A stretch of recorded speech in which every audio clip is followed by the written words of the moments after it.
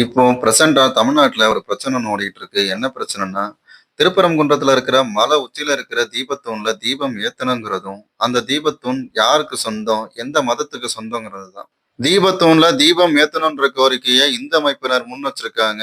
அதோட மட்டும் இல்லாம மதுரை கோர்ட்லயும் ஒரு கேஸ் போட்டாங்க. அதுக்கும் ஜட்ஜ்மென்ட்டும் நீங்க தீபம் ஏத்திக்கோங்கன்ற ஜட்ஜ்மென்ட்டும் வந்துருச்சு. பட் இந்த உத்தரவுக்கு ஆப்போசிட்டா இந்து சமய அறநிலையத்துறை, கோவில் நிர்வாகம், தர்கா நிர்வாகம் இவங்கெல்லாம் சேர்ந்து மேல்முறையீட்டு வழக்கு ஒண்ணு தொடர்ந்தாங்க.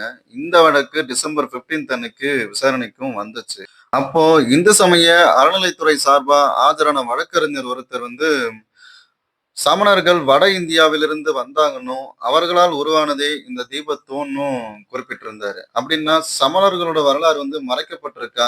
திருப்பரங்குன்ற மலைக்கும், சமணர்களுக்கும் என்ன சம்மந்தம் இருக்குன்றத நம்ம வரலாற்றை கொஞ்சம் உருட்டி பார்த்துருவோம். திருப்பரங்குன்றம்னு சொன்னாலே நம்ம மைண்டுக்கு முதல்ல வர்றது முருகனோட முதல் படை வீடு, பக்தியின் உச்சம், ஆன்மீக பெருமை. இது எல்லாமே தான் நம்ம சொல்வோம். ஆனா உண்மை என்னன்னா, இந்த மலையோட வரலாறு பல நூற்றாண்டுகளுக்கு முன்னவே தொடங்கியிருக்குன்னு தான் சொல்ல முடியும். இந்த மலை ஒரு காலத்துல சமணர்களோட தியான மலையாவும், சமண துறவிகளோட அமைதி மலையாவும் இருந்திருக்கு. முதல்ல சமணர்கள்னா யாரு? சமண மதம்னா என்ன? சமண மதம்ங்கிறது அகிம்சையை உச்சமாக போற்றிய, உடல் ஆசைகளை துறந்து, அறிவு, தியானம், தவம் இதை மட்டுமே தன்னோட வாழ்க்கையோட இலக்கா கொண்டு நகர்ற மதம் தான் சமண மதம். இந்த ஒரு சிந்தனை வேத யாகங்கள், பிராமண ஆதிக்கம், அப்புறம் சடங்குகளை மையமா வச்சிருக்கிற எந்த ஒரு சமுதாயத்துக்கும் இது எதிரானதுன்னு தான் சொல்ல முடியும். அப்படின்னா சமணர்கள் தமிழ்நாட்டுக்கு எப்போ வந்தாங்கன்னு கேட்டீங்கன்னா, அவங்க சமணர்கள் தமிழ்நாட்டுக்கு வந்தது கிமு 3ஆம் நூற்றாண்டு. இந்த காலகட்டத்துல அசோகரோட காலம்னு சொல்லுவோம். அசோகர் சமணம், பௌத்தம் இந்த மாதிரி அகிம்சை மதங்களுக்கு ஆதரவா இருந்ததோட இல்லாம, சமணர்கள் இந்தியா முழுவதுமே டிராவல் பண்றதுக்கும் சப்போர்ட்டிவா இருந்திருக்காரு. இதன் விளைவா தான் சமணர்கள் வட இந்தியாவிலிருந்து தென்னிந்தியாவிற்கு வர ஆரம்பிச்சிருக்காங்க. அதுவும் முக்கியமா தமிழ்நாட்டுக்கு வர ஆரம்பிச்சாங்க.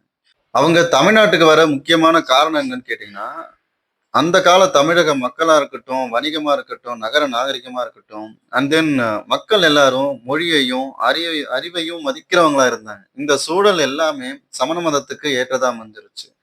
இது மட்டும் இல்லாம சேர, சோழ, பாண்டியர் இந்த அரசர்களோட ஆதரவையும் பெற்று, தமிழ்நாட்டுல வணிகர்களோட செல்வாக்கையும் பெற்று, வணிகர்களோட வழித்தடங்கள் வழியாக சமண மதம் தமிழ்நாட்டுல பரவ ஆரம்பிச்சது. அதே சமயம் சமணர்கள் எங்களோட மதத்தை ஏத்துக்கோங்கன்னு சொல்லிட்டு யார்கிட்டயும் சொல்லல. அதுக்கு மாறா இந்த வாழ்க்கை முறையை பின்பற்றுங்கன்னு சொல்லியிருந்தாங்க. இந்த ஒரு பாலிசி தமிழ் சமூகத்தை ஈர்த்ததுன்னு சொல்ல முடியும். அதே சூழல்ல அந்த காலகட்டத்துல பிறப்பால் உயர்வு, தாழ்வு, வேத யாகங்கள் நடத்துறது, அப்புறம் நரபலி கொடுக்கறது, இந்த மாதிரி ஒரு செயல்கள்லாம் சமணர்கள் மறுத்தாங்க.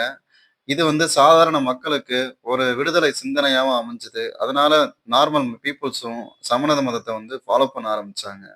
அப்படி சமண துறவிகள் தங்களோட தவ வாழ்க்கைக்காக தேர்ந்தெடுத்த இடங்கள்ல முக்கியமான இடம் தான் திருப்பரங்குன்றம் மலை. அந்த திருப்பரங்குன்றம் மலையில இன்னைக்கும் மேற்கு நோக்கி போனீங்கன்னா காணக்கூடிய ஒண்ணுதான் சமண படுக்கைகள் இருக்கும்.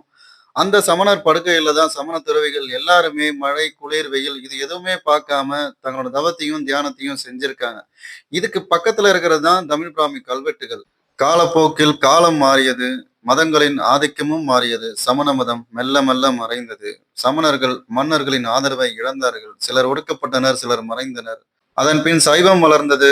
முருகன் வழிபாடு முதன்மை பெற்றது. திருப்பரங்குன்றம் முருகனின் முதல் படை வீடானது. பின்னாளில் அதே இடத்தில் இஸ்லாமிய தர்காவும் உருவானது.